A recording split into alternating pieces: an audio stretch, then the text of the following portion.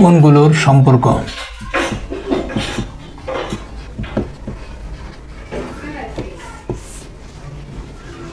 এক নম্বরে সন্নিহিত কোণ, দুই নম্বরে বিপ্রতীপ কোণ,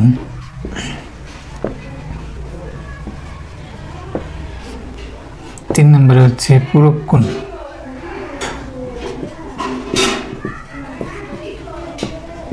চার নম্বরে হচ্ছে সম্পূরক কোণ।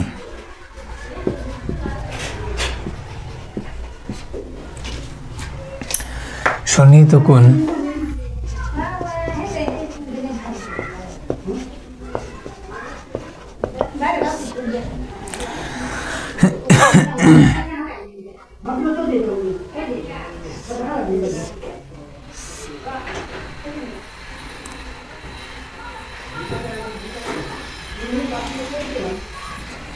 আচ্ছা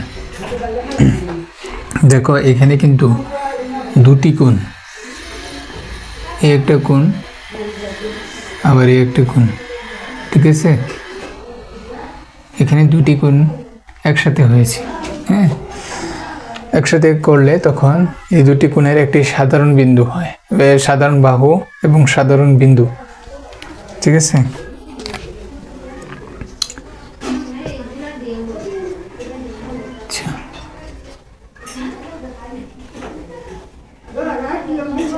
ঠিক আছে, এখন এটিকে আমরা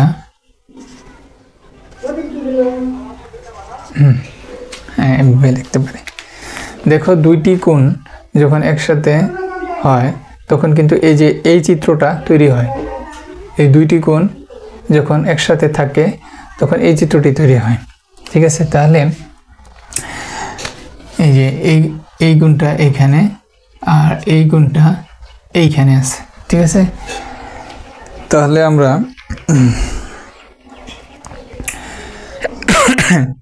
যখন সংজ্ঞাটা এইভাবে দিব, যখন দুটি কোণের একটি সাধারণ বিন্দু, একটি সাধারণ বিন্দু,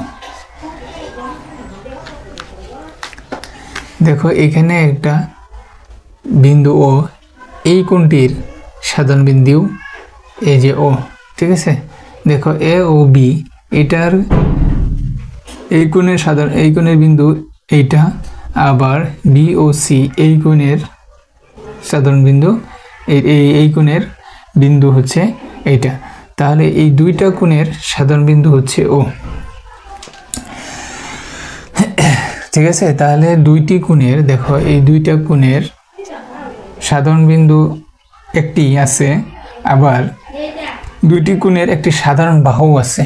যেমন দেখো এই বাহুটা ও বি বাহুটা এই কোণের মধ্যেও আছে, এই কোণের মধ্যেও আছে, সি ও বি এই কোণের মধ্যেও আছে। তাহলে যখন দুইটি কোণের একটি সাধারণ বিন্দু এবং একটি সাধারণ বাহু থাকে তখন ওই কোণদ্বয়কে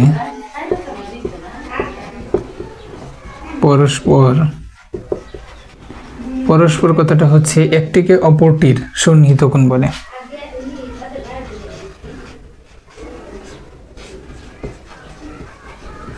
সন্নিহিত কোণ বলে। এখানে চিত্রে এ ও বি এর সন্নিহিত কোণ, এ ও বি কোণের সন্নিহিত কোণ হচ্ছে বি ও সি, ঠিক আছে? সুতরাং এ ও বি এবং বি ও সি সন্নিহিত কোণ। তাহলে এখানে দেখো এই দুইটা কোণেরই একটি সাধারণ বিন্দু, দুইটা কোণেরই একটি সাধারণ বাহু আছে, এই ধরনের কোণগুলোকে একে অপরের সন্নিহিত কোণ বলে।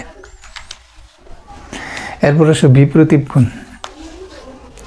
আচ্ছা, এই দুইটা সন্নিহিত কোণের ক্ষেত্রে দুইটা কোণ কিন্তু একটা অপরটার উপর সমানুপাতিত হবে না, মানে একটা অপরটার উপরে গিয়ে সরাসরি মিশে যাবে না, ঠিক আছে? আচ্ছা, এবার আসো বিপ্রতীপ কোণ।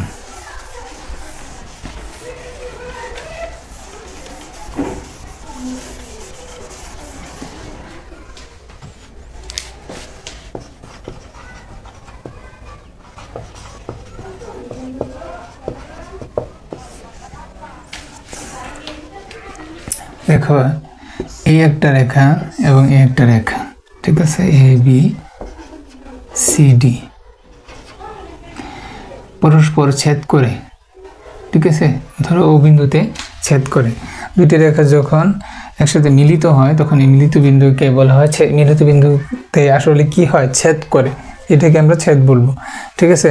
যখন দুটি রেখা পরস্পর ছেদ করে, ছেদ না করলে কিন্তু হবে না, এরকম দুইটি রেখা থাকতে পারে, কিন্তু যদি ছেদ না করে তাহলে কিন্তু হবে না, ঠিক আছে, মিলিত হইতে হবে, ঠিক আছে, কোথাও গিয়ে মিলিত হইতে হবে। দুটি রেখা যখন পরস্পর ছেদ করতে হবে, সমান্তরাল হইলে হবে না, ঠিক আছে, দুইটি রেখা সমান্তরাল হইলে হবে না, সমান্তরাল হইলে কিন্তু বিপ্রতীপ কোণ, ওই রেখাগুলো বিপ্রতীপ কোণ তৈরি করবে না, ঠিক আছে। তাহলে দুটি রেখা সমান্তরাল নয় এমন দুটি রেখা যখন পরস্পর ছেদ করে তখন ছেদবিন্দু দুই পাশে দুটি কোণ উৎপন্ন হয়।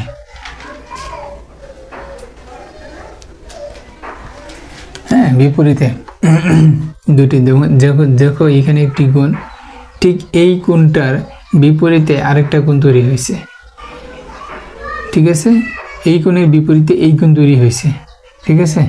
তাহলে আমরা লিখব এই কোণগুলোকে একটি কোণের অপরটিকে বিপ্রতীপ কোণ বলা হয়। এ ও সি, এই কোণটার বিপ্রতীপ কোণ হচ্ছে বি ও ডি, ঠিক আছে।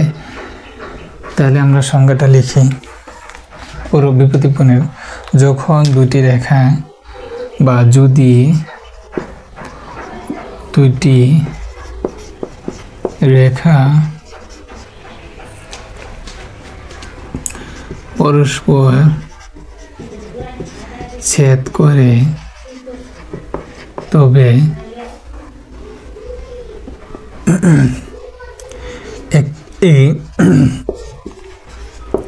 একটি কোণের বিপরীত পাশে অপর একটি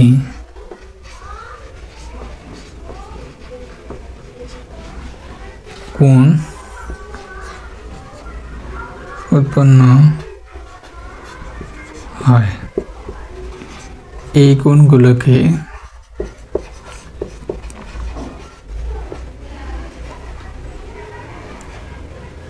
একটি অপরটির,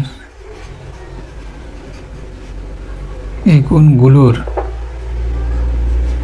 একটিকে অপরটির বিপ্রতীপ কোণ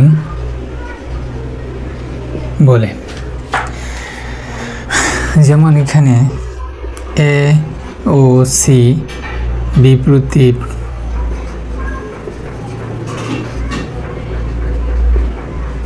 বি ও ডি। আচ্ছা, এই বিপ্রতীপ কোণগুলো সবসময় মান সমান হবে। ধরো এই কোণের মান যদি 30 ডিগ্রি হয়, এই কোণের মানও 30 ডিগ্রি হবে, ঠিক আছে। আচ্ছা, দুটি রেখা যখন পরস্পর ছেদ করে, ছেদ বিন্দুতে 4টি কিন্তু কোণ উৎপন্ন হয়। দেখো এই পাশে এটার এটি একটি কোণ, তার বিপরীত পাশে আরেকটি কোণ। দেখো আবার এইখানে একটি কোণ উৎপন্ন হয়েছে, আবার এইখানেও একটি কোণ উৎপন্ন হয়েছে। তাহলে এই কোণের বিপ্রতীপ কোণ হচ্ছে এটা, ঠিক আছে।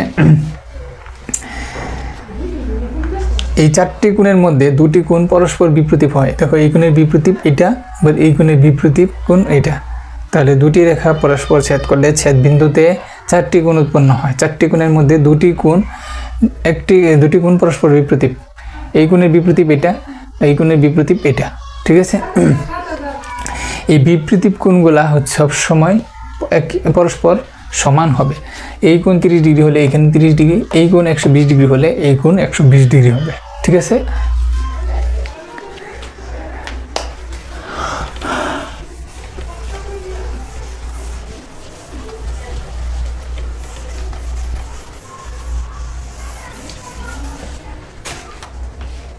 পূরক কোণ। এখন আমরা দেখব পূরক কোণ। পূরক কোণ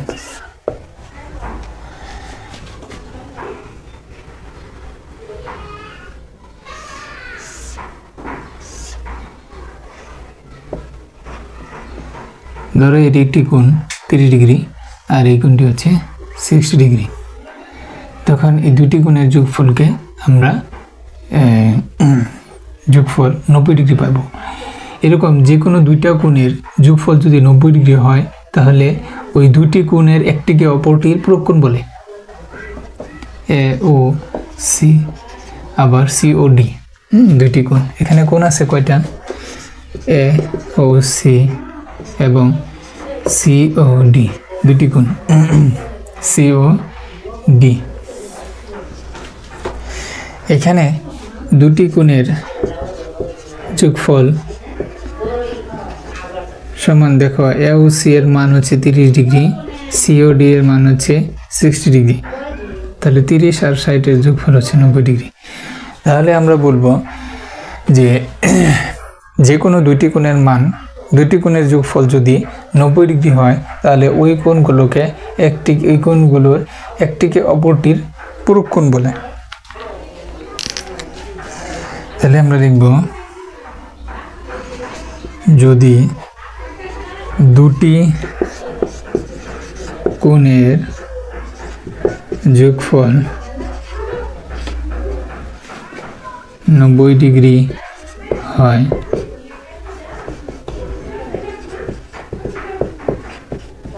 তবে ওই কোণ দ্বয়কে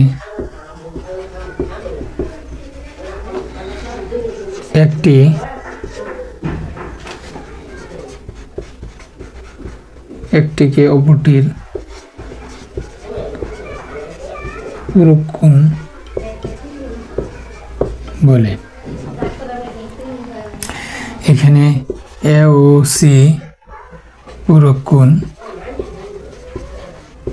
এ ও সি এর পূরক কোণ সি ও ডি বা সি ও ডি এর পূরক কোণ এ ও সি, এভাবেও লেখা যায়। এরপর আসো সম্পূরক কোণ। এখানে দুইটা সম্পর্কের ক্ষেত্রে দুইটা কোণের যোগফল 180 ডিগ্রি হবে।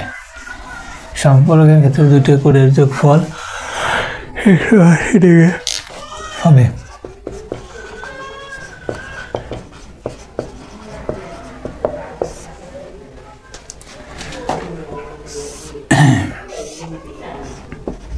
ধরো একটি কোণ 60 আর একটি 120 ডিগ্রি, 60 ডিগ্রি আর একটি 120 ডিগ্রি। তাহলে আমরা এটাকে এভাবে লিখতে পারি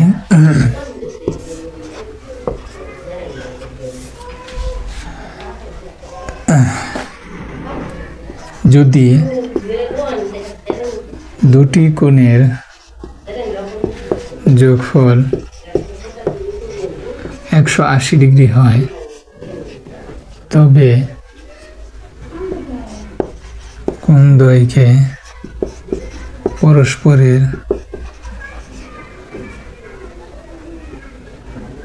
পরস্পরের সম্পূরক কোণ বলে। এখানে এ ও সি আর সি ও ডি দুটি কোণের যোগফল কত? সমান 180 ডিগ্রি। তাহলে এরকম দুটো কোণের যোগফল 180 ডিগ্রি হলে এ ও সি এর সম্পূরক কোণ সি ও ডি।